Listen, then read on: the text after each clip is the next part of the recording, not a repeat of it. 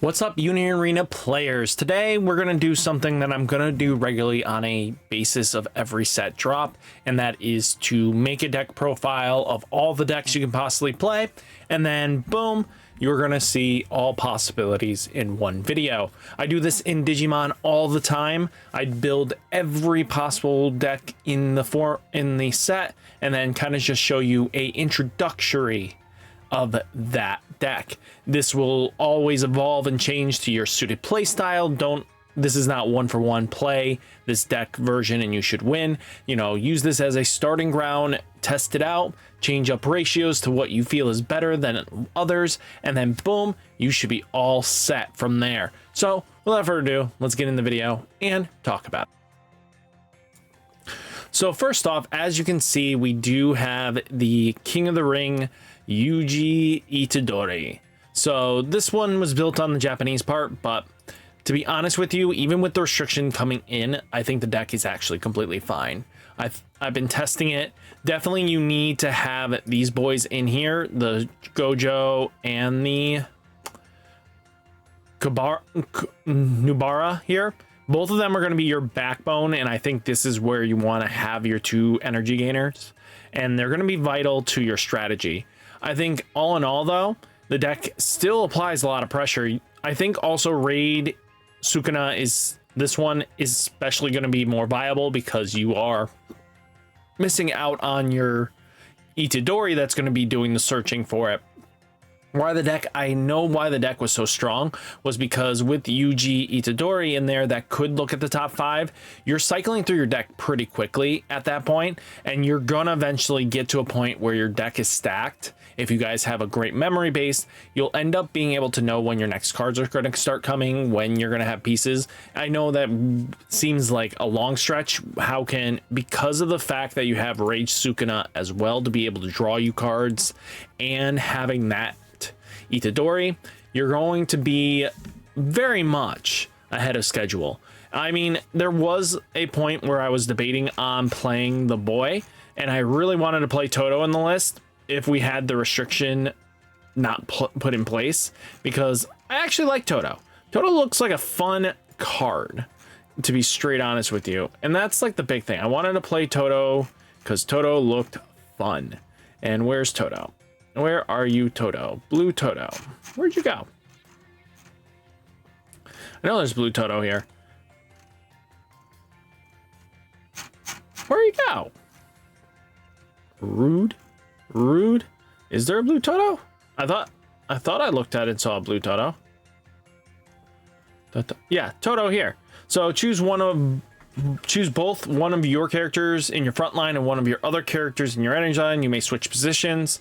So when attacking, he basically gets you an extra attack in, comboing in, which is not bad. I think being able to have an extra attack when this thing is attacking is nasty, especially because then your opponent wasn't expecting a 5th attack. I think this would have been a really good addition into the deck, but with that, we're going to have to play it like this because we are still focusing on the Sukuna fingers. You're going to have to find the fingers and go from there. I think also Maki here at 3 is vital for the strategy. I think her ability to dig as well. You're just going to have to keep digging until you get the Sukuna fingers, which is funny to me is this card is just basically a, jar of greed. This thing basically is going to draw you a card as long you will either trash it with your effects, or if you know you have an early enough Yuji Itadori, you're going to just save it for activating it, the suspend, because it costs you nothing. It extends your play by giving you a draw 1. So I think it's vitally strong because you want to have the card into the trash, and plussing in value is just really good. I think the deck isn't going anywhere and it's going to stay strong. Next, we do have the new nominee, Kento. Kento here is a very interesting card. You're going to be trying to trash everything you have to get this thing to be scary as can be. Oh wait, nope, this is not the Kento deck. I forgot I put Raidless second. Man, my stupidity.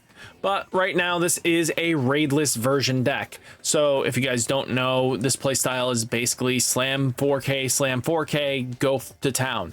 You are playing the, Todo. So this thing is going to be able to produce not 4 attacks, but 5 attacks if your board is full.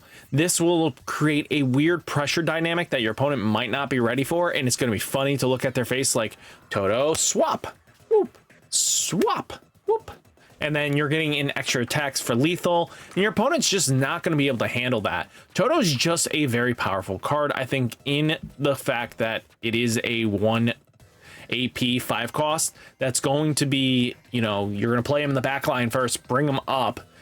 If you have more 4Ks in the back, you're just going to instantly swap in and get extra attacks in. If your opponent is blocking, they're not going to be able to stop a combo like this. Being able to do extra attacks in a game like this is huge, in my opinion. So basically, they have to target Todo if they're going to they're not going to allow Todo to stay on board long enough.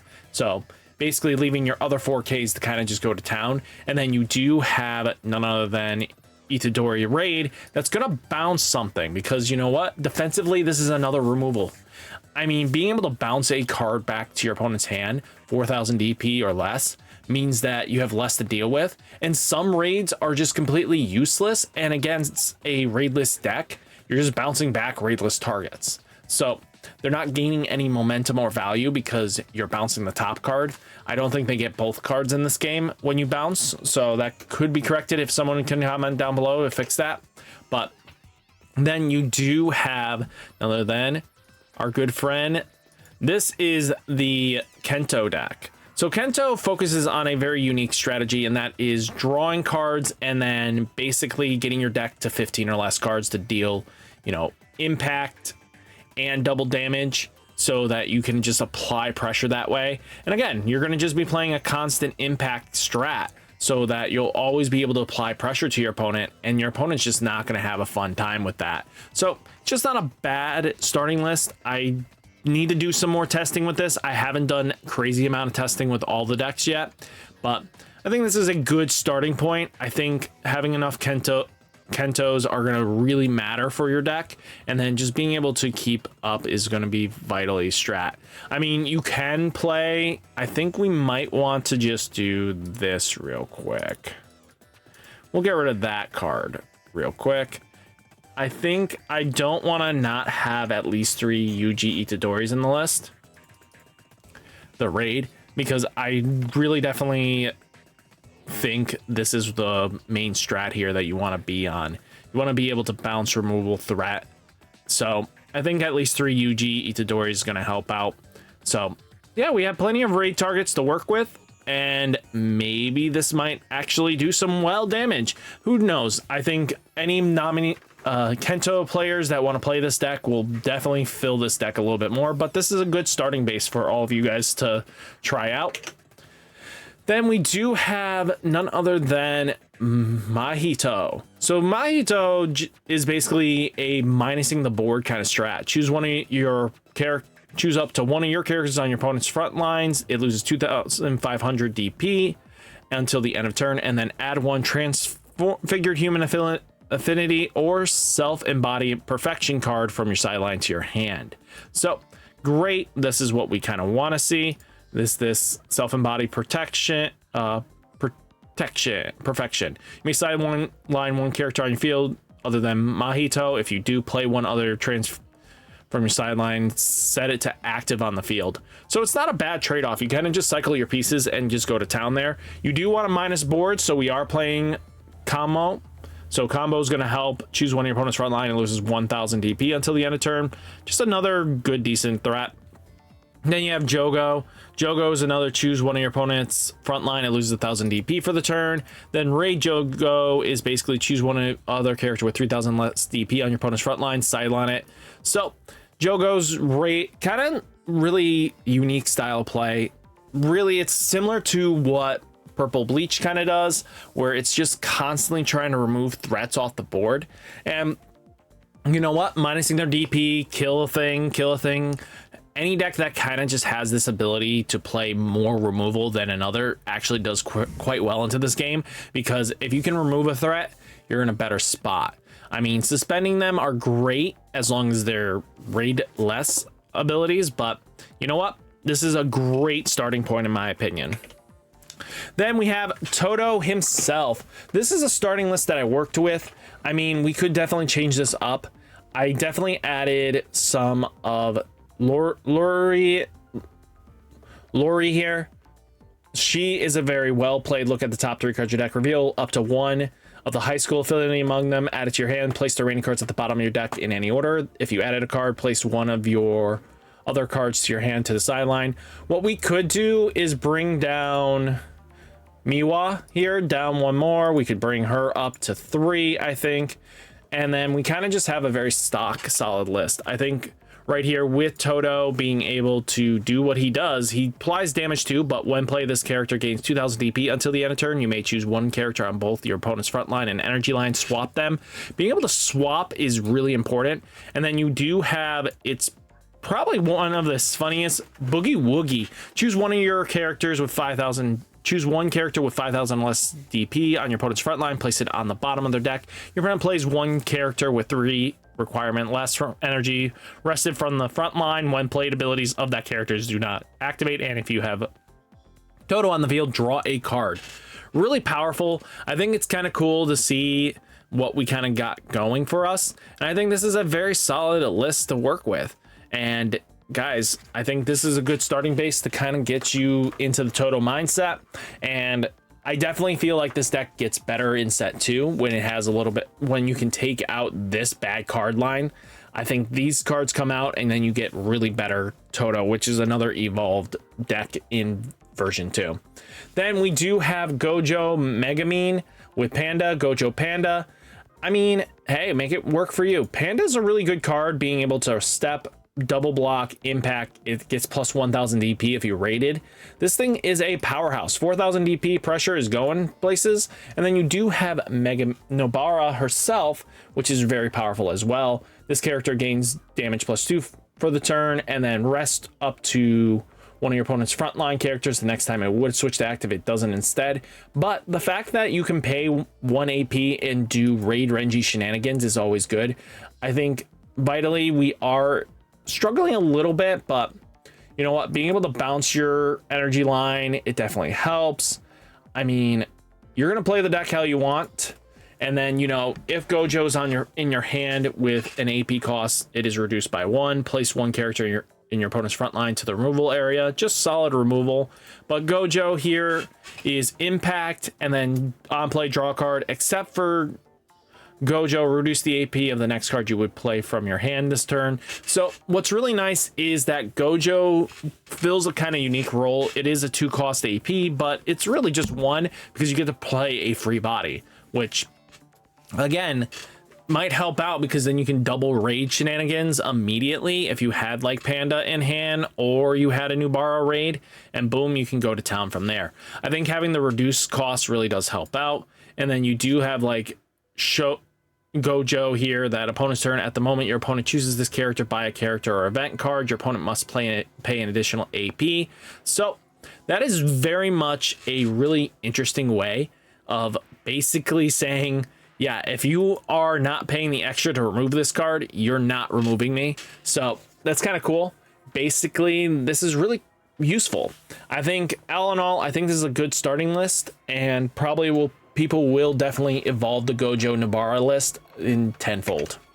Then,